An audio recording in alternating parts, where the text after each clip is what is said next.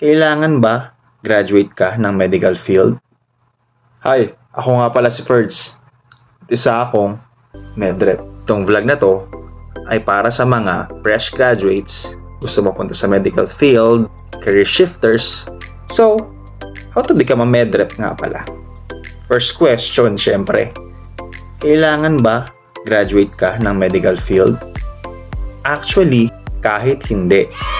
Advantage nga lang talaga ng mga graduate sa medical field kasi meron na silang idea or foundation.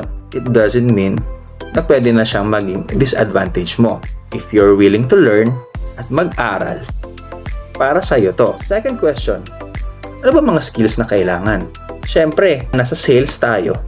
Kailangan marunong kang makipag-usap sa ibang tao. Kailangan lang confident ka and you know how to talk with others. Mostly are doctors, nurses, pharmacists. Yung sales kasi natututunan yan through experience and proper coaching. Also, kailangan expect mo na marami ditong leg work. Not only that, marami ka ring admin works. Yung part 2, pag-uusapan naman natin kung saan ka pwedeng mag-apply at paano mag-prepare kung meron kang interview. Kaya mga ka-reps, G ka ba?